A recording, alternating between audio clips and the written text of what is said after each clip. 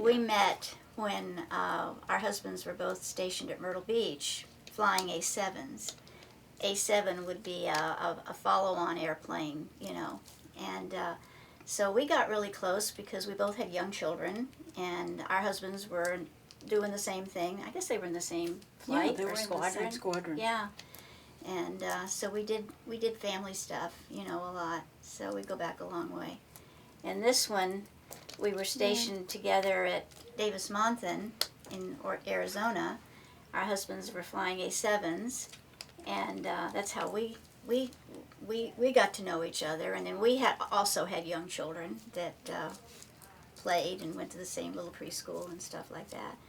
And the thing too, and I hope we can bring this out, is that there is a certain connection that military wives have with each other, that because you've shared such a common history and common events, you know, over the years, and your family situation is the same.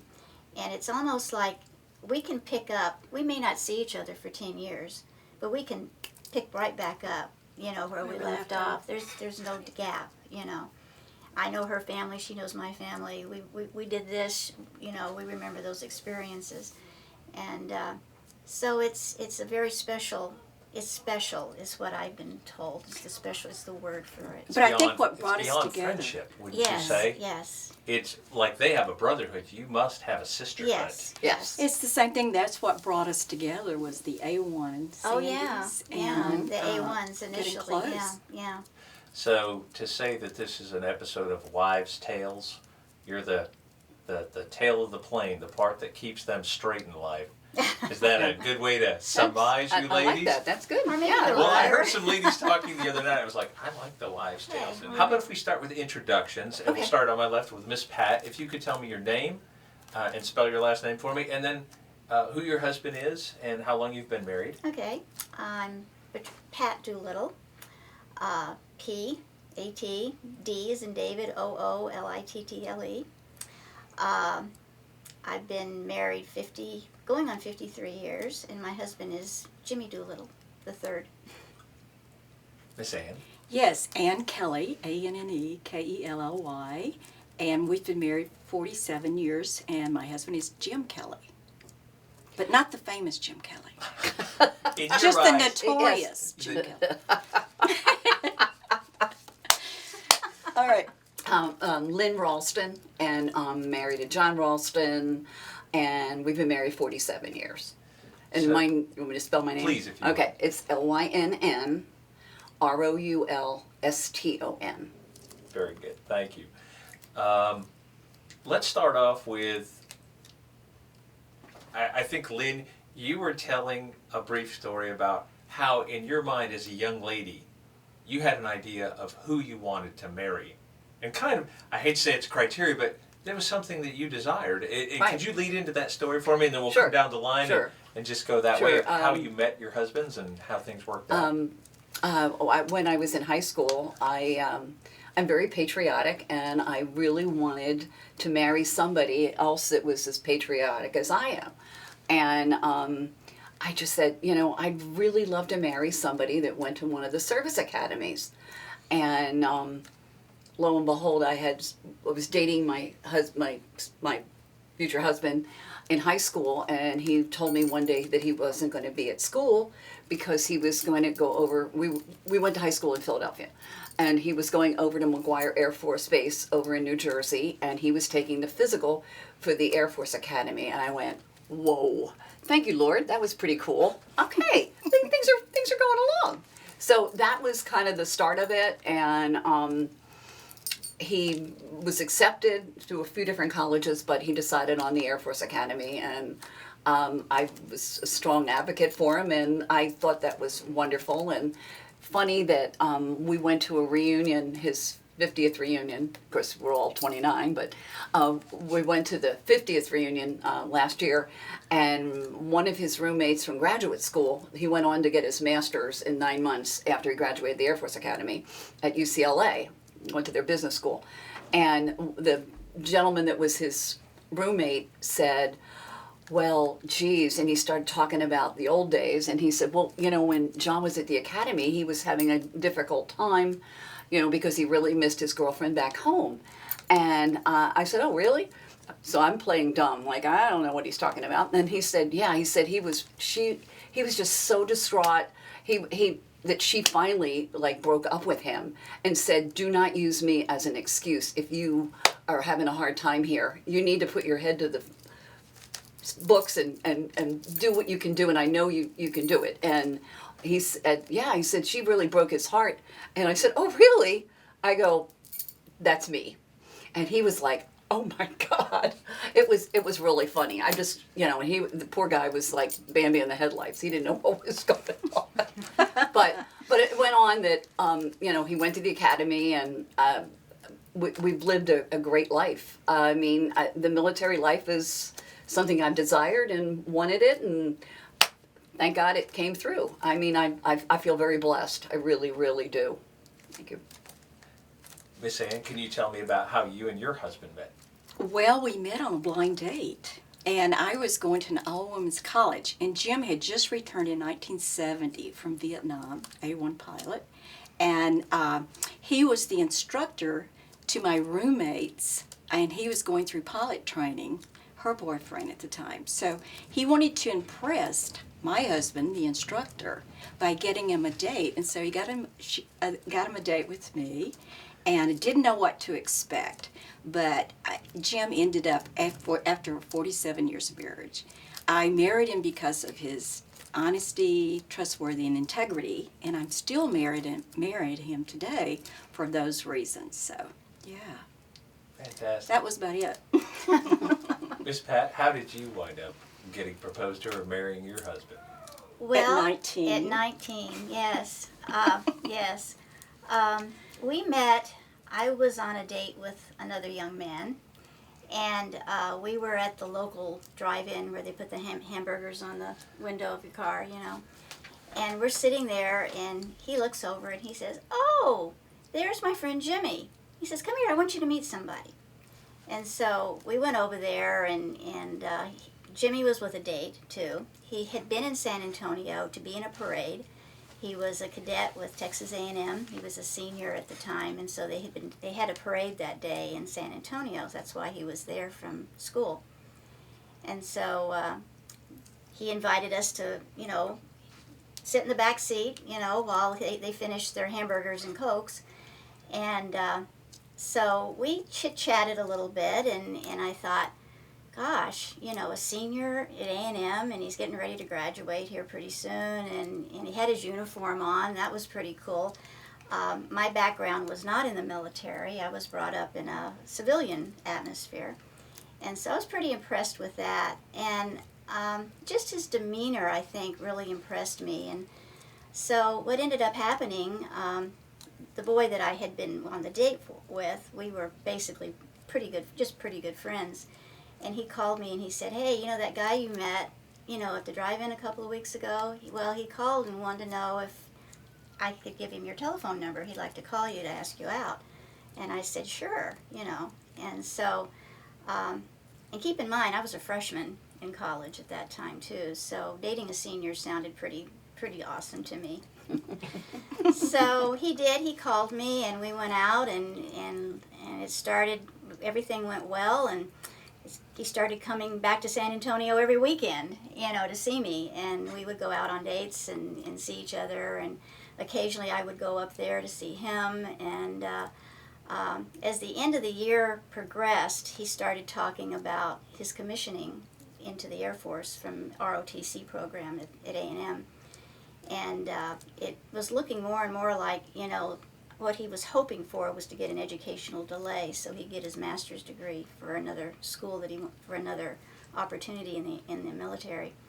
So as we got closer to the end to that time frame, we were getting more involved with each other. And well, what are we going to do?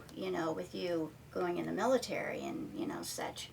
And so we just actually were at a wedding one day. We were standing in a receiving line waiting to greet the bride and groom, and we started talking about it, and he says, so what do you think? And I said, well, what do you think? And he says, well, what do you think? And I said, well, are we going to get married? And he said, okay. Sounds good to me. And so we got engaged, and we got married a year to the day of our first date, that first date in San Antonio. And he did get an educational delay to A&M to get his master's degree. I transferred up to A&M and did my sophomore year in college at A&M as well. And then at the end of that year, he was assigned to Williams Air Force Base in Arizona for pilot training. So after he got his degree, then we went to Arizona and began this adventure in the military. And he was in the military for 31 years before he retired. How many times have y'all moved? 18 for me. 17 for me. Wow. Lynn's like, more than I want to count. Geez. I don't know, we had longevity jobs, he had longevity jobs.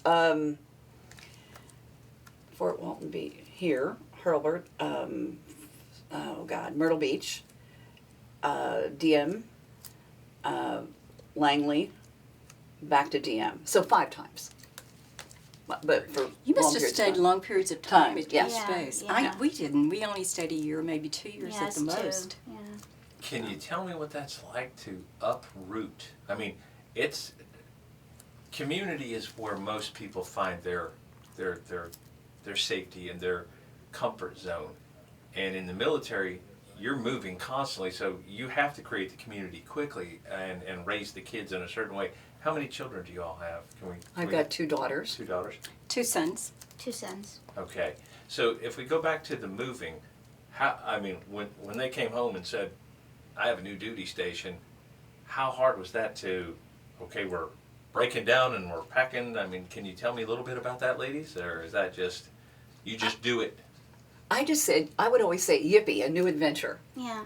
And it was because of the camaraderie we wives have, we were always going somewhere where There was we someone knew you somebody. knew. Or we knew some, and then this was funny. Okay, with our last name being Roulston, they associate it with Purina, so that like the dog food people or the cereal people. So there were a couple, when we were at Davis Monthan, we're leaving and they said, oh, you're the ones that we've been looking for, but we were looking for Purina. Okay, sorry you missed us. Okay, we're leaving and we're going. But anyway, it was always something new and exciting. I mean, all of us Adventure. like to decorate, so it's like, wow, a new place to decorate. Yeah. You know, it was, I don't know. And the kids were, when they were young, it was okay because that they were young enough that they could adapt. You know, as children get older, they don't want to leave high school or even junior high. It makes it rough. But when they're young, it's cake. Oh, look, we're going to go to a new place that has this, this, and this, and we would always look up what they had available and went And from we there. provide the excitement for our Exactly, children. exactly. So they had something to look forward to. The and kids, the enjoy. military kids are very flexible too. I think that's what makes them apart from a lot of kids and Civilian civilian kids. I think it comes from the fact that you got to dig in, you got to get involved because you don't know how long you're going to be there, and Right. so you need to establish yourself.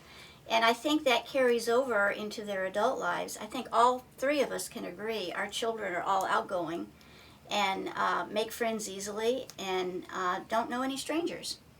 And I think that it speaks to that moving around. I just discovered something. I've spoken to a few of the ladies here that are married to pilots, but I just realized your mindset is absolutely identical to the mission critical mindset those guys have. When they take off, this is the mission, this is what we're doing, and they're excited about it. And just to hear you, I'm realizing that's probably why you have such successful marriages as well, because not only do you respect that man, but he's got to respect you because he knows that really you are his wingman at home. So when they were gone, can you tell me a little bit about that? What's it like for you when they're gone? And Miss Pat, I think you said your husband was gone for 2 years? Yeah, well, not consecutively. He was gone for the year he was in Thailand. That was a year after we got married. We celebrated our second anniversary while he was over there. And I came back and lived in San Antonio near my parents for that support, and went back to college and finished my degree while he was gone. And it was difficult. I look at the communications then as compared to today, the media and so forth, and there was so little that I could find out. I'd hear a news story about an A-1 going down or something like that on the news, and I'm going, oh, okay. And when did I hear from him last? And I knew those tapes often would take 2 weeks to get to me. So that would be trying, because I had no way of knowing. Nobody came and told me anything, so that was a good thing. Was that similar for you, Lynn and Ann, when your husbands were away on duty? I don't know. I just think that John was born with a stick in his hand, that he was a born pilot, and I really never worried. The thing that got him was he graduated #1 in his pilot training class, academically and flying wise. He was in Big Spring. Maybe that's the reason. Never mind. Anyway, say no more. Anyway, shut your mouth, Lynn. Anyway, he wanted an A-1 so badly. There was one, and the person that's #1 gets to pick the airplane. Well, he got the airplane. Then there was a thing where they didn't want any more lieutenants. And here he was, brand new lieutenant. So he's like, oh my gosh, we're going to give me something else. Well, he ended up in an OV-10, went over to Thailand and was flying over there. And then they said, oh, there's a little bit of a shortage. So he maneuvers his way to get in that airplane and was able to get in the A-1, and he was like the happiest camper. And I just knew that there was nothing that was ever going to happen to him, It just, I don't know. And you're right about the news reports. A lot of times they didn't say much. Yeah. All the little blurb, A-1 crashed it, and then they didn't want to tell you where it was or anything like that. So it was kind of really secretive at the time. So, I don't know. I just knew that he wasn't going to die, flying. So I don't know if that's being boastful or whatever, but I mean, that's the way it is. That's the way I always felt. So I think too, and I think that speaks for all of them, they have a passion for flying. And it goes beyond what you might expect for a passion for a different career or something like that. It's something, one of you said, well, look, it's in their blood. It really is. They live what they do, and it's inherent to who they are. And if something should go wrong, they practice it so much that you know that they know the safety and what to do if they have a problem. Yeah, and I think that speaks for the training that they get and the type of men they are. They wouldn't have gotten in this field if they didn't have that kind of gut reaction to what flying was all about and their perspective that they had for it. Yeah, I never worried about Jim's ability to fly. Yeah. It was keeping the boys busy and excited and adventurous when he was gone, where they didn't worry about their dad.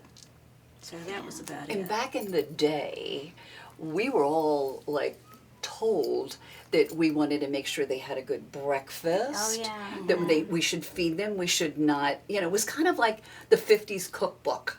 Back in the day where, when we were in home economics in elementary. Take care of your man. Take care of your man. Have a cute little apron on, have a cocktail when they walked in. That kind of stuff. It was, don't argue, not that they're always right, but, and you can tell a fighter pilot, but you can't tell them much.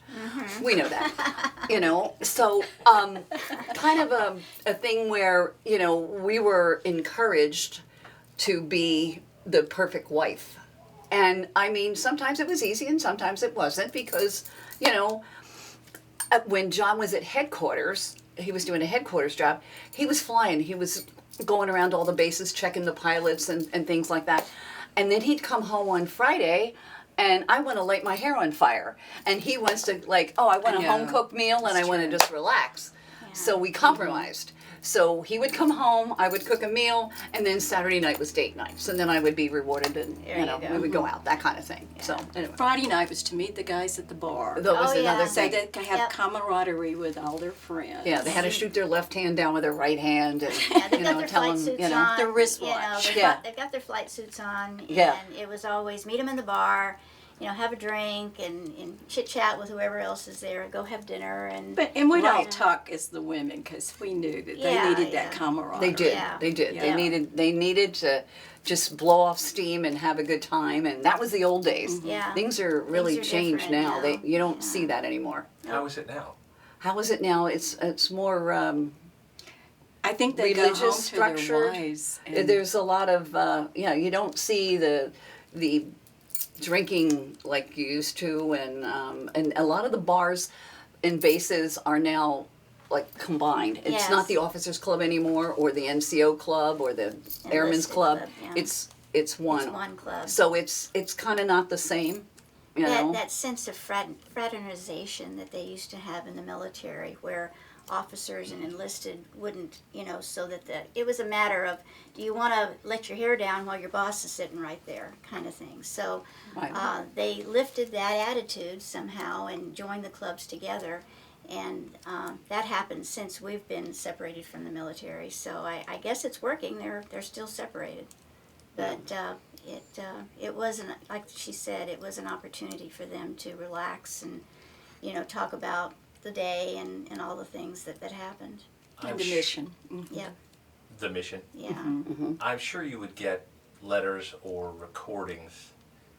Did any one of the guys ever tell you about a successful mission, and how did that make you feel when you heard anything? Would you ever get anything like that from them? Could they send anything like that, since they were in pretty much top secret area? I never did. I Oh. never heard. It's funny when you hear later when things come out, you know, and or it's like, oh, there's a news blurb, and you read about that, and you're like, oh, very interesting. But Yeah. you never really heard about it. I mean, he would Immediate. write, oh, by the way, blah blah blah. I think he didn't want to worry, and I don't know that he would have ever said anything that wasn't kosher, and it couldn't Same go out in the thing, public. and I That he couldn't will talk to you add, about. I just learned last night about this mission that they went on, that they were talking about to evacuate that man. I'd never heard that before. The Boxer 2-2 story? Yes, I didn't realize Jimmy was part of that. He never said a word to me about that. I didn't know, you know, when I came here to film, I didn't know there was another crew coming in, and you never know when you wind up on the same place. Are you going to play nice, or is it not going to be nice? And they were just so incredible. And when they started sharing the story, and my jaw dropped. I don't know if have you seen the trailer for that? Holy cow! And you know, and it's just a totally compelling story. And most of these guys would never tell you. I was involved in the single largest action to save one man, and they're so humble. Yes, oh yes. Much. Can you speak to their humble nature, each one of you, about your husbands? Because I'm sure they act like it's every day at work, and they just Yeah, that's what exactly. It's like anybody else would go to the office. I mean, it's for them. It's like, it's a matter of fact, you know. I know our sons wanted to know from their dad what all the 19 medals that he got for saving lives. Dad, can you remember each one and what happened? And he was so humble about it. He said, I really can't. It was part of the mission, and we did our mission. Yeah, same thing. I'm amazed at the humility of I've always been amazed at the humility my husband has, and on several levels, and the fact that he doesn't like the spotlight. He never has, and I've been present. He just received an award, and was present for that, and I know that he doesn't like to shine the spotlight on himself. He likes to kind of be in the background, kind of thing, and that's how he is. Never Humble. Humble, yes, very humble. Later on, when these come out, you need to watch the segment that Lucky did, because something you said to him last night touched him so deeply, Oh. you and your family. Oh, And I won't ruin it, okay. but he started to tear up, and he said that's probably the greatest compliment I've ever gotten. So I want to make sure that you see. Oh. Yeah. Is Lucky not the neatest? Oh my gosh.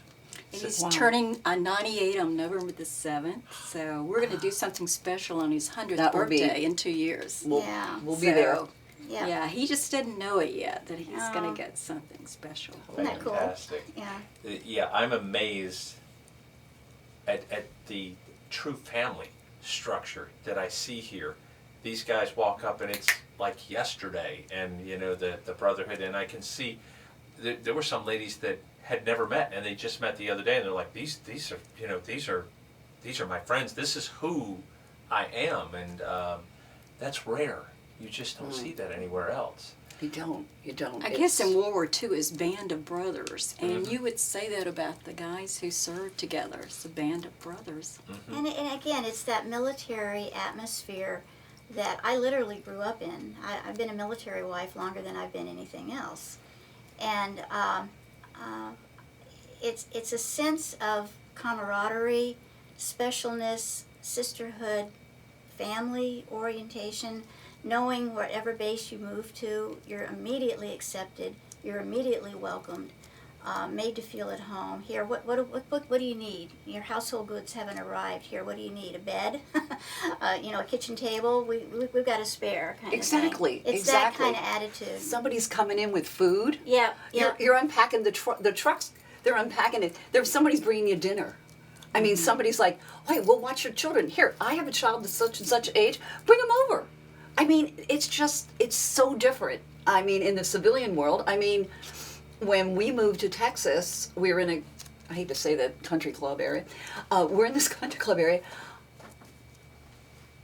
The lady next door, our truck was parked, like I parked the truck, right? It was partially in her driveway. She comes over and she's like, who's the lady of the house? And I said, I am. She said, well, what about the truck in my Geez, I'm really sorry I didn't drive the truck. I'm sorry. And John wasn't feeling well at the time, and it was just like, this would have never happened in the military. Yeah. It was like, civilians can kind of be touchy. Yeah, and distant. When Jimmy retired after 31 years, we moved into the town community that was adjacent to the base we were at, and our boys had just finished college and were living in the same town, so we stayed locally. And I remember Jimmy went off for training with Southwest Airlines, and I was left home to start getting the house together, which I loved. But nobody came over, and I didn't see anybody. I thought, is anybody in these houses? I see Sure. cars coming and going, but different, very different. Totally than- different. Yeah. You would have never had a military wife say, get that truck out of my way. Yeah, Never. exactly. Yeah. You probably turned into the person in your community that got everyone together. That's Oh, how I yeah. feel I am. Yes. Yeah. Because yeah. they didn't know how to do it. So Yeah. you kind of had to show them how to do it. Yeah, Just being a truly. military's wife. Yeah. Exactly. Yeah. I mean, and who would pull out silver? I mean, we've got silver serving pieces. We could put on a gala in a Yes, heartbeat. yes. Plus, also, I mean, we probably have the best recipes. Oh, yes. I mean, and it's always the recipes are always for From each base that we've yeah been for each. at. Oh yeah, we've run into so Oh, many yeah. great women that are great cooks and things. Oh. I've got some of the greatest recipe, and they think like I'm really cool, and I go, no, it's just all my friends that I've collected all the years, and it's always for like 20. Yeah. Yeah. So and somebody stops over, I got a freezer. I can have an instant party like that. Yeah. Let me pull out some things here Learn for to you. be I mean, prepared. just we just learned to entertain, and I mean, I wasn't really so much even being married to John for 47, but the hat and glove era was out by then. That Yeah. where you would have a calling card and you would go by and you'd have And little your white white gloves gloves. and you had your hat on and stuff like, and that was, thank God, over when we were married. So but the camaraderie, you can't beat it. I mean, It's a different culture. totally. It's a culture in its own, I should say. And only those that have participated in it can truly understand what it involved. That is exactly what the men said about serving overseas. They said it's a culture, Oh, and if you've not participated in it, you can view it, but you don't understand it. And I think it's so wonderful of you to share this, because there will be future wives, and the whole goal of this is to let people know what they're in for so they can make a conscious decision. I mean, Lynn had this scoped out from day one. She said, I want a cadet and I want...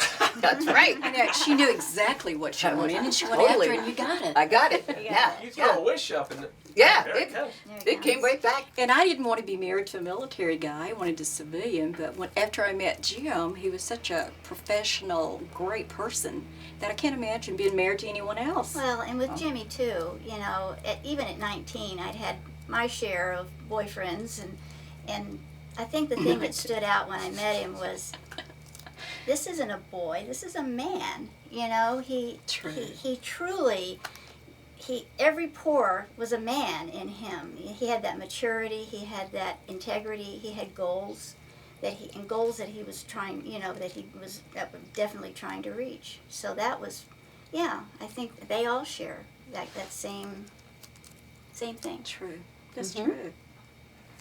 Thank you so much. Is there anything else that you would like to talk about as long as we're here? Any subject that we haven't covered that you'd like to take into? How about the fact that the role that wives play now in the military? Because hate to say it, but women's lib, you know, had women in the workforce. Back in the day, when we were younger, obviously, we did not work. We were military wives, and that was our job. Mm-hmm. Now it's most Well, women work. I tried to do both, though. I tried Well- to teach and then yet be a military wife, too. Also, this is true. This is Yeah, true. me But too. when we you had the could. babies, But we when you had the never- twins, you didn't Yeah. exactly No, think I about didn't. that. I Yeah, was but I mean, home. when we were younger, and Yeah. we were really involved in the wives groups. Well, and every But- time that Jim was a commander, I did not work because... Oh, that's a full-time you job. Yeah. Yeah. had Oh, so definitely. many groups that you had to help with. women's Absolutely. groups. And in those positions as a commander's wife, I really felt awed by it because I felt like I'm a role model, and because I had so many role models of other commanders' wives, you know, Sure. that Jimmy had worked for, their husbands, that I really felt a strong responsibility to do it right, you know, and show them that face of you know, the support and the camaraderie and the friendship, all of that combined, you know, for these other younger wives. Especially with the younger wives that Yeah. maybe are just married to, you know, a second lieutenant or something, Yeah, and yeah. there they are. They're in the big fish pond now with the rest of us, and we're like old seasoned wives, and we can help them through. And you know, they're homesick, and you know, they're just newly married, and you know, I don't know. It's really important to be a role model. Yes. You know. So, in some years, you give 100% to help that person. In other years, he gives you 100% back Yeah. Exactly. Yeah. in your Exactly. career. So, yeah, Exactly. it works. And speaking for after retirement, like I said, Jimmy was in the Air Force for 31 years before he retired. He went on to an airline career for a little while. And I think it's interesting because there are other retired couples in our area and other retired wives. And it's interesting how we're kind of like magnets. You know, we find each other and then we continue that relationship into retirement. And yeah, we continue to do it. We continue to have a special relationship with the people around us. That is fantastic. Again, being in the civilian world, I've experienced everything you're talking about with like the truck and the Yeah, neighbors, Yeah. and you know, and I've had enough friends in the military that I can see what's special over there. Mm-hmm. You just don't have it out here, and I can't figure out how can you bring that across, and I don't think it can be done without experience, without what you've lived through, because we're all a summation of our experiences. Sure. And yeah, I'm jealous of what I see, but I'm not jealous. I'm envious. You know, because That you it want is. it in your life. Yes, and it's just amazing to watch. I've looked around, and please take this the right way, but you can see good marriages keep people young looking. I would never guess that you guys have been married 40, almost 50 years. Everybody, and the guys, you can see the happiness in them. So a successful marriage, I think, is key to what's going on, and you know, the give and the take, you know. And it seems like what you were saying, you're there for them 100%, and then sometimes they're there for you 100%. Absolutely. Totally. I hope you don't mind me digressing there, but just as an outside observer, it's magic when you come to one of these events and you can see that special bond. So Well, we hope you'll be at the other one at the Manger in 2 years. you know what? You gotta come I back. will make plans to be there, and I'm dying to see what you're going to do for Lucky. You just wait, it'll be special. It will be. It'll be way special. You've set the gauntlet. Now we better really come up with Yeah, something now we'll really be- cool. Not me. Ann did it. Ann kept saying, Yeah. Believe me, I've got a lot in mind, so we'll talk Awesome. about it later. Awesome. Well, ladies, thank you very, very much. I really appreciate it. And You're more than welcome. what we're going to do with these, again, they're going to get loaded to YouTube or Vimeo, one of the two video channels, and then I'll get it to the webmaster from the Skyraider reunion. So all of these will be there where you can see them.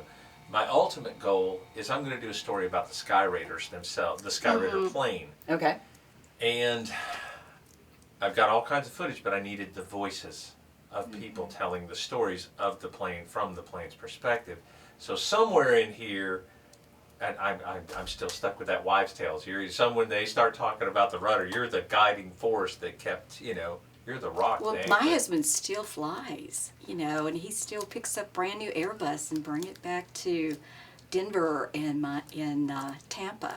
Yeah, So Jimmy he still just flies, still too. loves flying, and He something has They to. never stop. They never stop. It's part of who they are. I bet.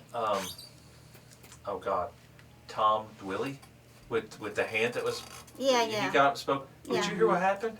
No, I didn't. He was working on a race plane, and he had an oxygen bottle, and he didn't realize it was full, and they were doing something with it, and it blew up, and it took his hand apart. Oh, And I mean, to put it back all together. he had was his thumb. Oh, So yeah.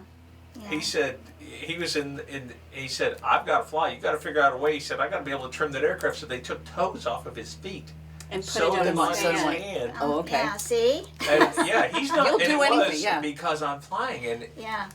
the commitment level alone, he wasn't going to quit. Oh, heck no. Yeah, Oh. yeah. And he's too funny, boy. And I just sat there watching him last night. He's working a knife and a fork better than people with 5 fingers Yeah. with, a thumb and 2 toes. Yeah. Yeah. And he's Amazing. feisty. Yeah. Yeah. So, and he Amazing. still flies as well. Yep. So, Yeah. Yeah. well, again, thank you so very much, ladies. I You're can't tell you how much I appreciate you taking time with me. All right. All right, You're welcome. Thank you. Thank you. Hello, Sandy 2, Sandy 1. Go ahead. Are you with the Jollies this time? That's firm. King 27, Jolly Green 30, Victor on the run in. Say again, Alpha. Understand you. Copy 82 Bravo. Jolly, hold your position. Hold your position. Hello, 82 Bravo. Hello, 82 Bravo. Sandy 1, go ahead. Speak slower. 82 Bravo, speak slower. Sandy 1. Okay, where am I from you now? Where am I from you now? Say again, say again. Okay, I want you to go back with 3 and 4. Go back with 3 and 4. We'll call you to execute as soon as we find Bravo. Okay, we're going back with 3 and 4. Alamo 3, King 2, 7, 82 Bravo, Sandy 1. How do you read now? You have insight? Have me in sight? Okay, I'm going to fly down the river, down the river. Tell me when I'm over your location, over your A location. bit longer until Alamo 2 gets in a little bit of shape.